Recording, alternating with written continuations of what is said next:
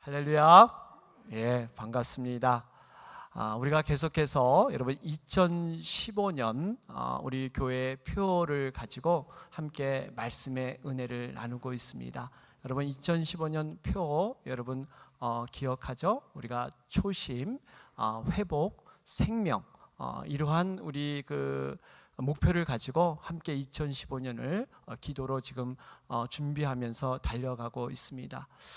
오늘은 그 마지막 시간으로 우리 지난번에는 우리 말씀이 생명에 관한 말씀을 제가 전해드렸는데 생명이 죽음에서 생명으로 우리가 죽음 가운데 생명으로 왔는데 그 생명이 이제는 세상으로 이렇게 나아가는 그러한 생명으로 이렇게 발전하는 이러한 모습에서 우리가 오늘 말씀을 같이 묵상하고자 합니다. 그래서 오늘 제목이요, 생명에서 세상으로 하는 그러한 제목으로 여러분과 함께 은혜를 나누고자 합니다.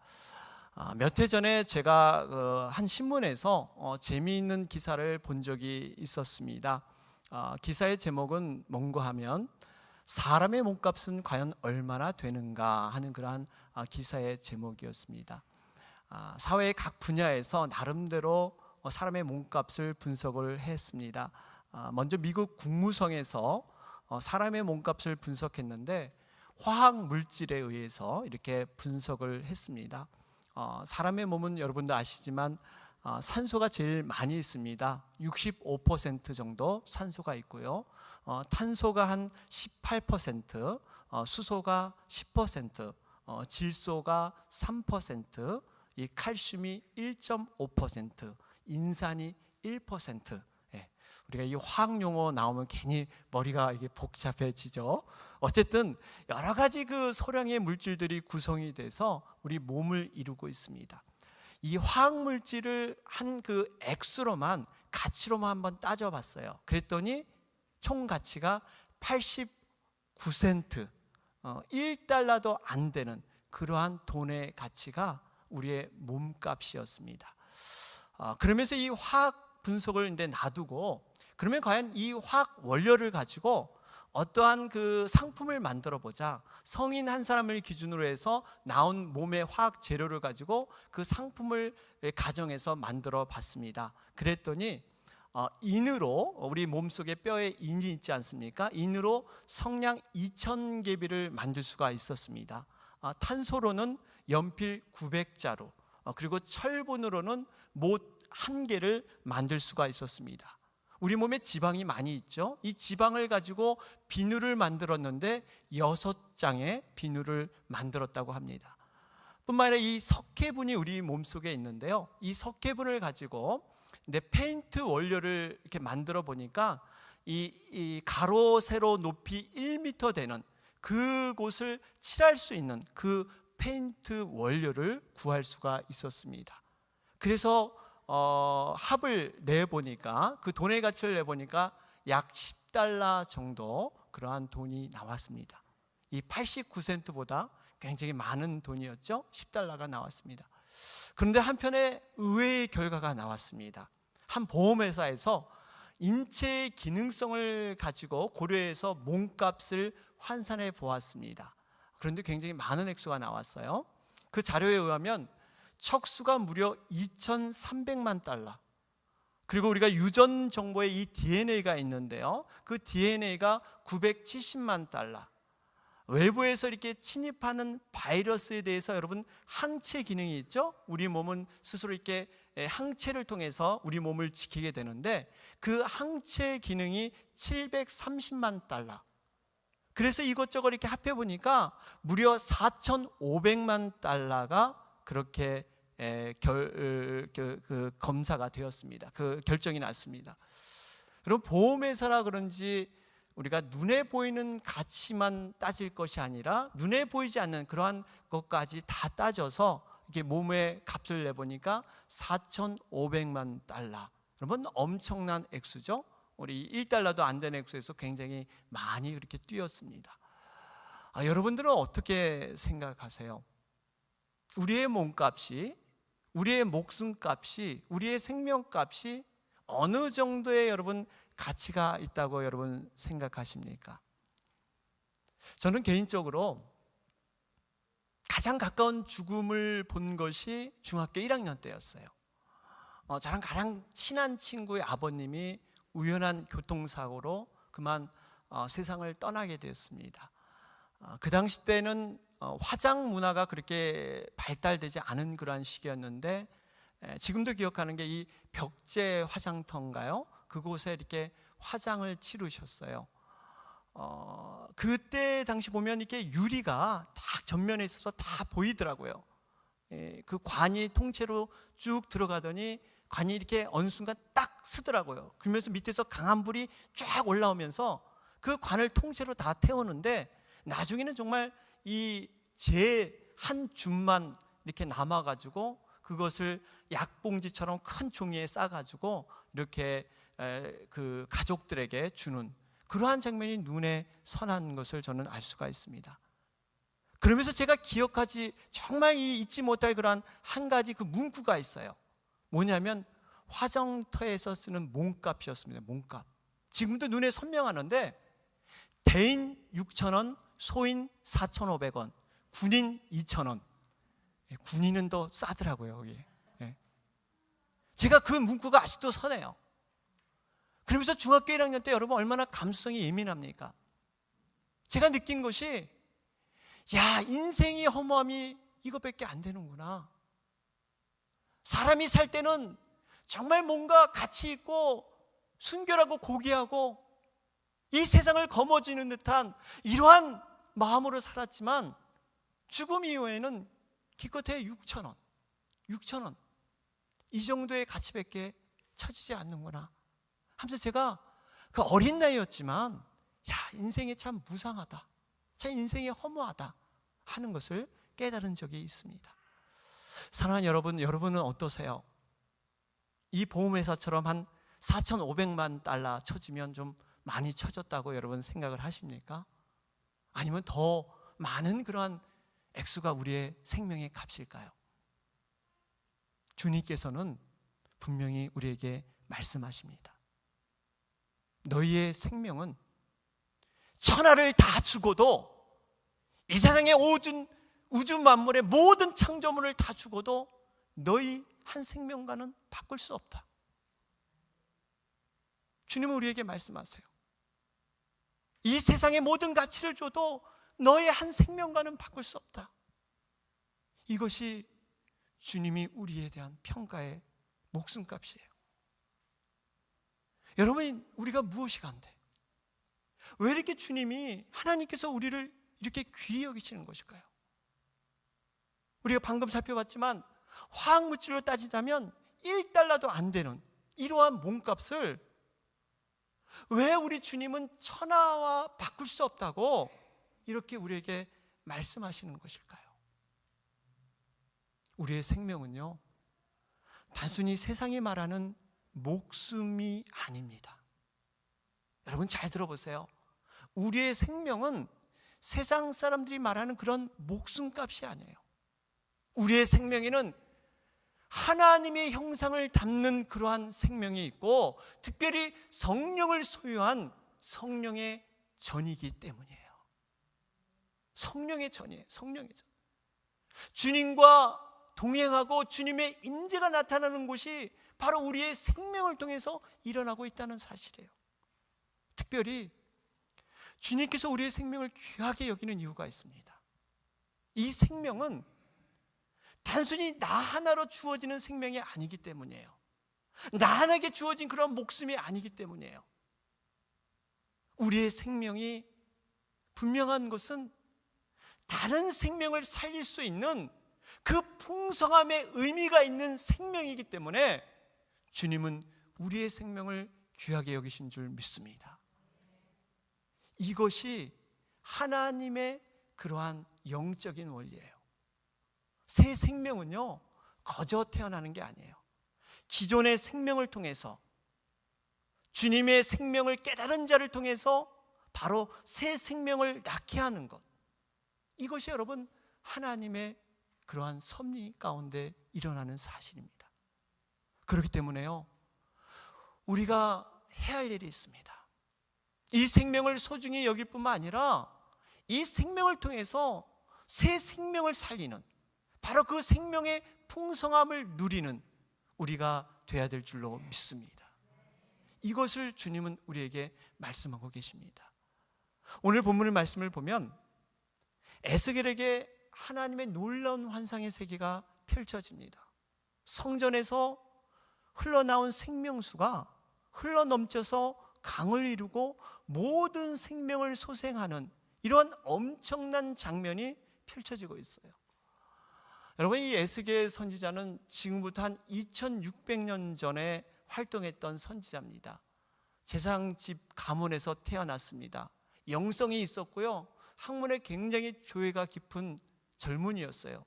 25살의 나이, 뜨겁게 하나님을 사랑하면서 하나님의 비전을 키워가면서 꿈을 담았던 사람이 바로 이 에스겔이었습니다.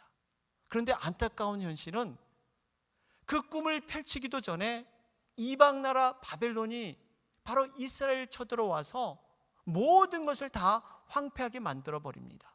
그리고 정말 젊은이들을 끌고 가서 이젠 포로 생활, 그곳에 가서 노예로 이렇게 살게 하는 이런 안타까운 현실이 펼쳐집니다. 에스겔이 무려 20년 동안 그곳에 가서 노예 생활을 했어요. 그러면서 그 꿈을 잊지 않고 언젠가는 나도 예루살렘으로 돌아가서, 우리나라로 돌아가서 하나님께 영광 돌리고 하나님의 사역을 감당하겠지 하는 그 꿈을 갖고 있었던 사람이 바로 이 에스겔입니다. 그런데요, 이러한 꿈은 갖고 있었지만 현실은 그렇게 별로 밝은 모습이 아니었어요.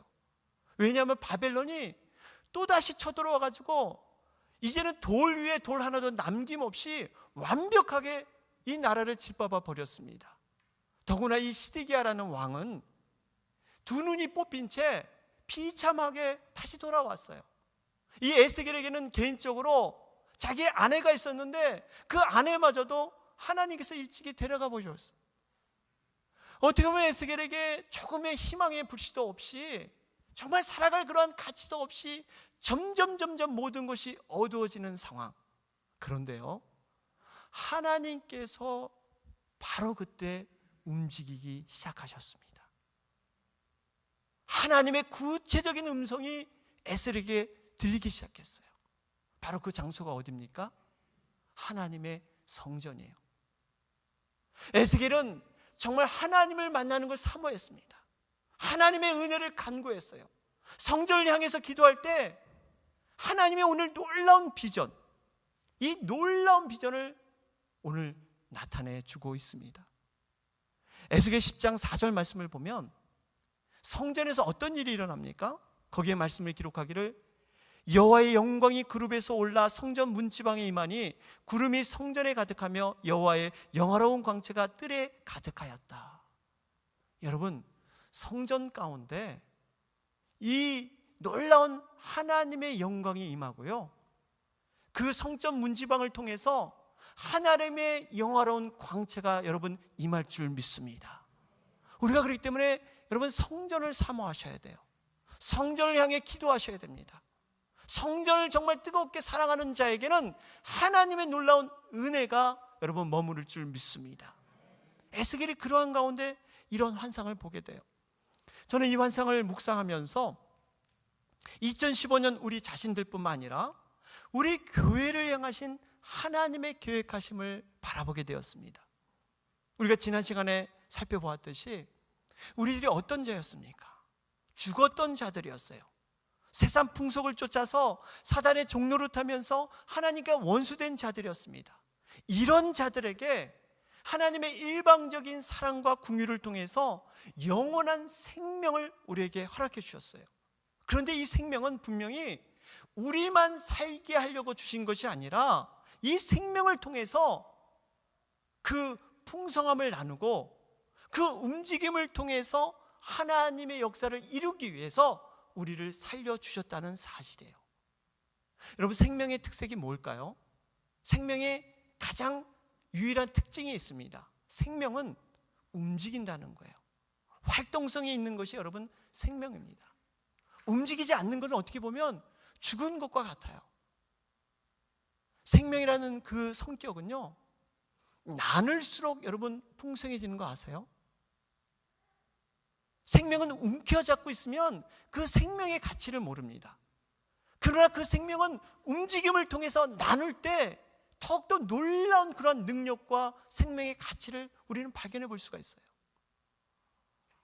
우리가 좋은 예로, 여러분 장수촌에 가보면 어르신들께서 장수하는 비결에 대해서 많은 얘기를 하십니다. 어떤 분은 음식을 참 영양 있는 음식을 드시고, 또 많은 운동을 하시고, 또 이렇게 좋은 환경에서 이렇게 지내셔서 이렇게 장수하게 됐다, 뭐 이런 얘기를 하시는데, 그분들의 공통점이 하나 있어요. 무엇이냐면 많이 움직이신다는 거예요. 누워 계시거나 멈춰 있기보다는 많이 움직이세요. 소일거리를 만드셔서 밭도 가시고 뭔가 일을 계속 움직인다는 거예요. 이 움직임이 있기 때문에 여러분 생명이 연장된다는 사실이에요. 움직이지 않으면 그 생명은 단축될 수밖에 없어요.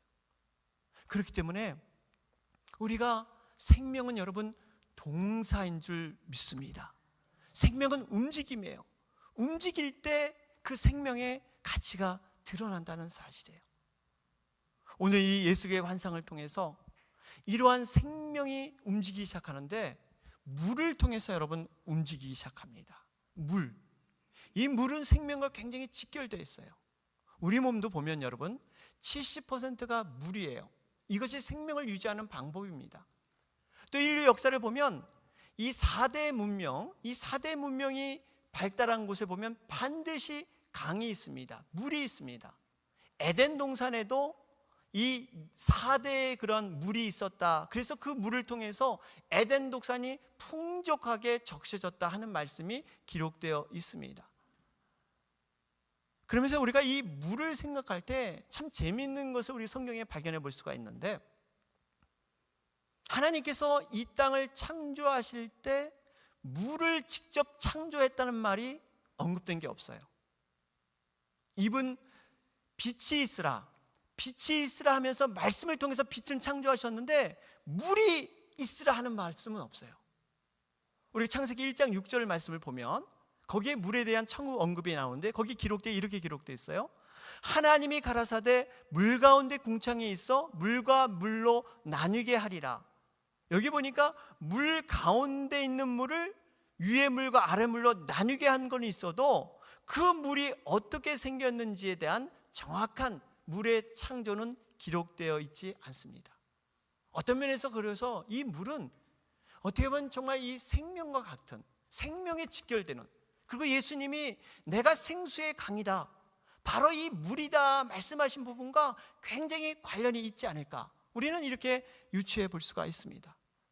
그러면서 여러분 이 성전과 물의 관계, 특별히 이 물의 실체, 이 강물의 능력, 이러한 것들을 저는 먼저 좀 살펴보기를 원합니다. 오늘 이 본문에 보면 거룩한 생수가 지금 이렇게 흘러나와서 여러분 성전 밖에 황폐한 그러한 모습을 이렇게 생명으로 만드는 이러한 과정이 있습니다. 그리고 가는 곳마다 치료가 되고 생명의 풍성한 역사가 일어나기 시작하는데, 그 모든 것의 시작이 바로 성전에서 시작됐다는 거예요. 여러분 이 성전은 하나님의 임재와 동행이 있는 곳입니다. 바로 그곳에서 물이 시작이 돼서 모든 세상으로 이렇게 번져가기 시작합니다. 그런데 이 시작된 물, 여러분 이 물이라는 것이 과연 어떠한 상관이 있을까? 우리는 한번 묵상해 볼 필요가 있습니다. 여러분 성경에는 물이 등장할 때는 두 가지의 의미를 갖고 있습니다. 하나는 이 물이라는 부분이 그리스도의 말씀이라는 것입니다. 우리가 성경 말씀 한번 찾아볼까요? 에베소서 5장 26절 말씀을 보면 거기에 기록되기를 이는 곧 물로 씻어 말씀으로 깨끗하게 하사 거룩하게 하시고, 그래요. 물로 씻어서 말씀으로 깨끗하게 됐다. 이 물과 말씀은 굉장히 관련이 있습니다. 더 깊은 말씀은 요한복음 15장 3절 말씀이에요.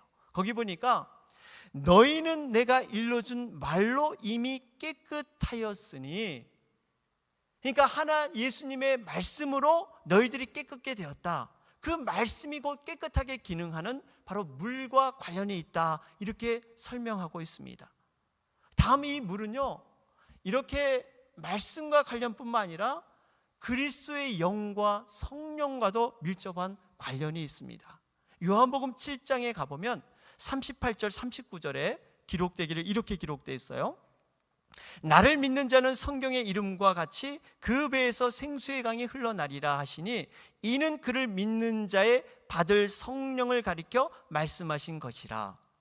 생수의 강이 흘러나는데 이것이 바로 성령을 가리켜 말씀하신 것이다, 이렇게 기록되어 있습니다. 자, 결론적으로 물이 뭡니까?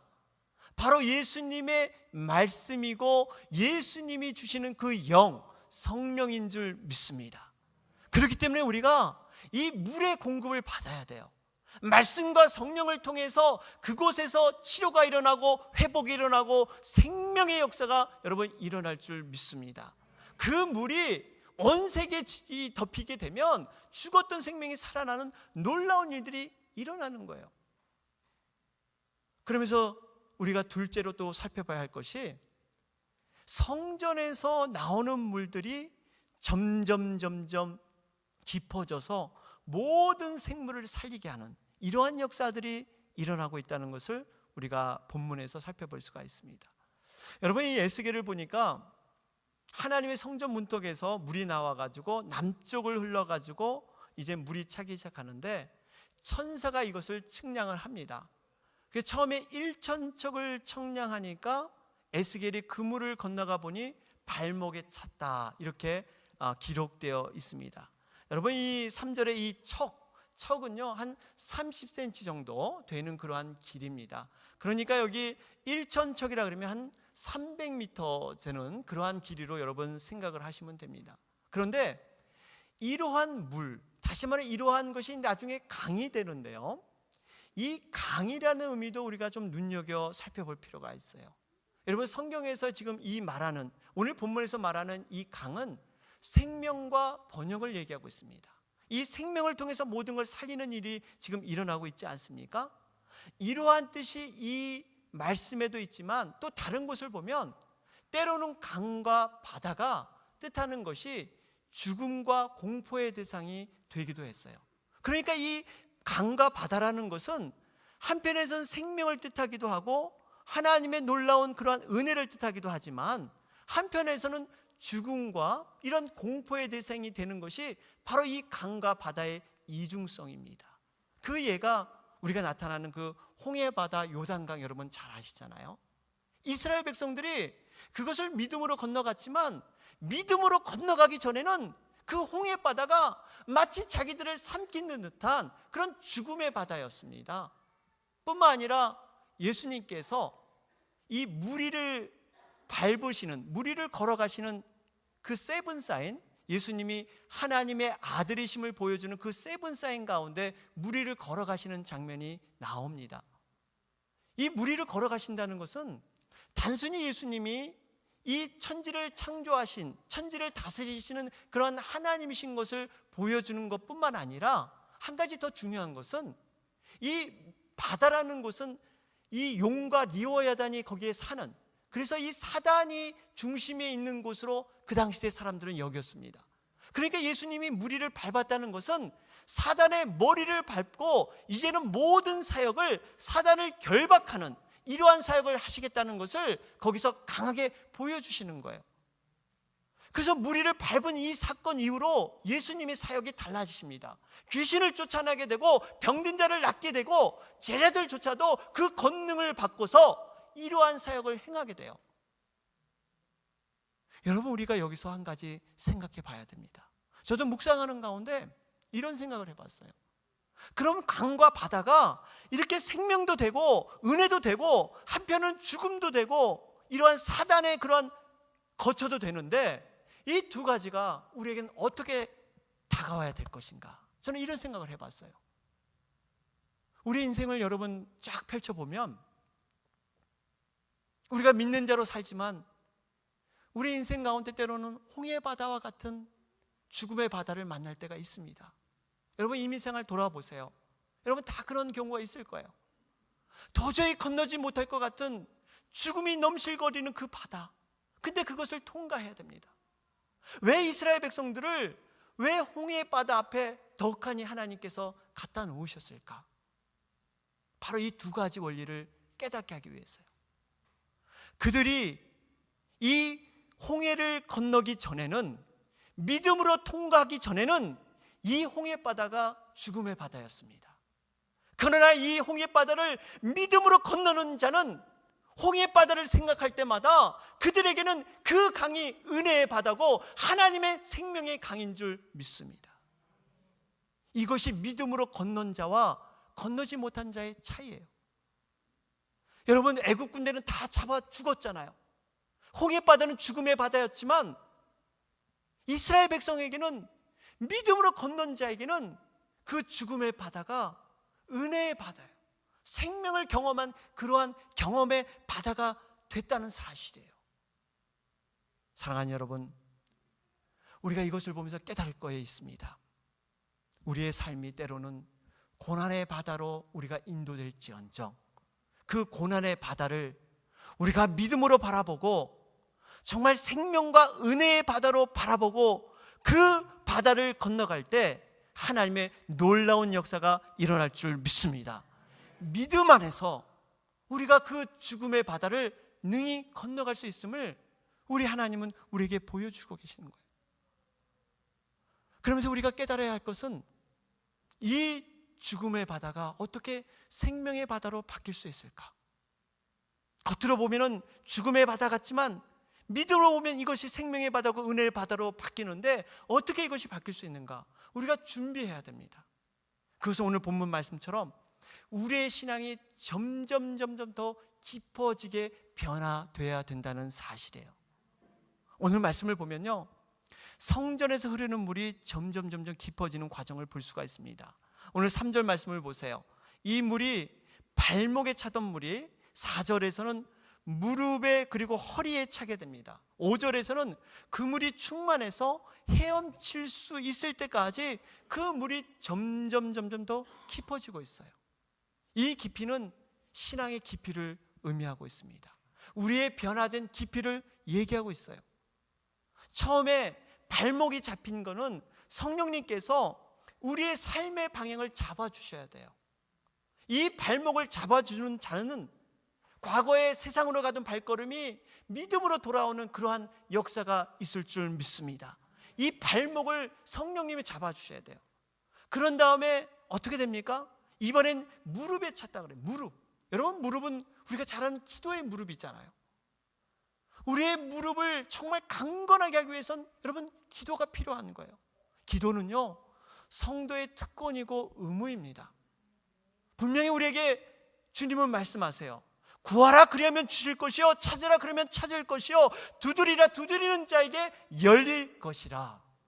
분명히 우리에게 말씀하세요. 뿐만 아니라 이 기도를 사무엘은 내가 너희를 위하여 기도하기를 쉬는 죄를 하나님 앞에 결단코 내가 범하지 아니하리라. 기도는 우리 의무입니다. 그렇기 때문에 우리가 발목이 섰다 그래서 여러분 앞으로 나갈 수 있는 건 아니에요. 발목은 방향만 잡아주지 우리의 무릎의 힘이 여러분 강해야 될 줄로 믿습니다. 그 무릎은 기도로서 나온다는 거예요. 기도의 무릎이 우리에게 필요합니다. 그런 가운데 이젠 허리에 차잖아요. 우리 허리 잘 아시죠? 허리는 몸에 지탱하는 그런 중심이잖아요. 이 허리가 튼튼해야 되는데 이 허리를 통해서 우리가 주님께 봉사하고 주님께 헌신하고 영혼들을 위해서 애쓰는 모든 것이 여러분 이 허리에 나오는 거예요. 이 허리가 우리가 튼튼할 때 정말 썩은 양식을 위해서 일하지 아니하고 영원한 양식을 위해서 여러분 일해야 될 줄로 믿습니다. 영원한 가치를 위해서 일하게 돼요. 허리가 튼튼해야 됩니다. 다음에 마지막 지에 보니까 바로 헤엄쳐서 건너는 강물이 돼요. 강물. 여러분 이 강물은 도저히 인간이 건너갈 수 없는, 여기 오늘 본문 말씀에도 내가 건너가지 못할 강이 된지라 이렇게 5절에 기록되어 있습니다. 내가 건너가는 게 아니에요. 그러면서 6절에 주님이 묻기를 인제 내가 이것을 보았느냐? 이것을 보았느냐? 우리 주님이 다시 한번 확인을 해주세요. 이유가 네가 스스로 할 수 없는 것을 네가 알라는 얘기예요. 그래서 우리가 믿음을 흔히 뭐라 그럽니까? 수영하는 것 같다 그랬잖아요. 헤엄치는 것 같다 비유하지 않습니까? 여러분, 수영하는 분들의 그 얘기를 들어보면 자신의 힘과 기술로 하는 것이 아니라고 해요. 물의 흐름을 잘 파악하고 수영의 그 원리, 물에 뜨는 그 원리를 잘 이용해서 힘을 내고 기술을 내는 것이지, 그거 없이 자기 힘으로 하는 것이 아니래요. 여러분, 운동하는 것도 마찬가지잖아요. 운동은 자기 힘으로 하는 것 같지만 반사적인 힘을 이용해서, 그걸 이용해서 자기의 힘을 거기에 함께 결합해서 하는 거지, 무작정 자기의 힘으로 자기의 기술로 하는 것이 아니라고 합니다. 이것이 영적인 원리에 적용이 돼요. 우리가 하나님을 잘 알고 영적인 원리를 잘 깨달아서 우리의 모든 것을 여러분 맡겨야 될 줄로 믿습니다. 우리를 맡겨야 돼요. 물에 뜰 수 있고 물에 자유로운 것은 내가 하고자 하면 물에 가라앉습니다. 그러나 물을 믿고 맡길 때 우리는 놀라운 영적인 원리로 뜨게 될 줄로 믿습니다. 이러한 것을 주님은 말씀하고 계세요. 자, 이러한 일이 있을 때 어떤 놀라운 일입니까? 오늘 결론적인 말씀이 9절 말씀이에요. 9절 말씀 우리 다 같이 한번 읽어보도록 하겠습니다. 다 같이 읽겠습니다. 시작. 이 강물이 흐르는 곳마다 번성하는 모든 생물이 살고 또 고기가 심이 많으니 이 물이 흘러 들어가므로 바닷물이 소성함을 얻겠고 이 강이 흐르는 각처에 모든 것이 살 것이며. 여러분, 어떻게 됩니까? 이러한 발목과 무릎과 허리와 모든 몸을 덮는 그러한 강물이 되다 보니까 이것이 흘러서 결국 모든 것에 흘러넘쳐서 회복의 역사, 치료의 역사, 생명을 살리는 역사가 일어나고 있다는 사실입니다. 여러분, 물의 특성은요, 빈틈만 있으면 그 속으로 들어가는 특성이 물의 특성입니다. 세상의 영혼들을 보면 그들이 완벽한 것 같지만 그들의 그 영혼에는 빈틈이 있다는 사실이에요. 그 빈틈에 우리가 이렇게 변화되고 우리가 충만함을 얻으면 그 빈틈에 우리가 강수의 물이 돼서 생명의 생수가 돼서 그곳으로 흘러가 들어갈 줄 믿습니다. 사랑하는 여러분, 오늘 말씀을 통해서 우리가 깨달아야 할 교훈이 있습니다. 하나님께서는요, 축복을 주실 때 절대 하나님이 일방적으로 주시는 것이 아니에요. 우리가 그릇으로 준비되는 게 중요합니다. 우리 자신이 모든 것이 잠길 만큼 그 물을 사모하는 가운데, 성전을 정말 사모하는 가운데 우리가 준비되면 이 물이 세상 각 영역으로 온 땅의 모든 것 가운데 여러분 흘러 들어갈 줄 믿습니다. 이것이 하나님의 원리예요. 저는 개인적으로 요즘 참 너무나 많은 감동을 받습니다. 어제 우리 장로님들 이렇게 모이는 우리 축복셀에 초대돼서 함께 말씀을 나눴는데 너무 귀한 은혜들을 나누시고 하나님께서 우리 교회를 향하신 아름다운 뜻들, 이러한 계획들, 하나님의 예배하시는 놀라운 그런 성령의 능력들을 나누었습니다. 저는 우리 교회를 향하신 하나님의 뜻들은 우리가 어떻게 준비되느냐, 우리가 과연 어떻게 성령의 충만함을 나누고 너희들의 그 사랑하는 모습을 통해서 제자인 줄 알게 하는 이 부분을 우리가 어떻게 이뤄가느냐, 바로 이것이 관건이라고 생각을 합니다.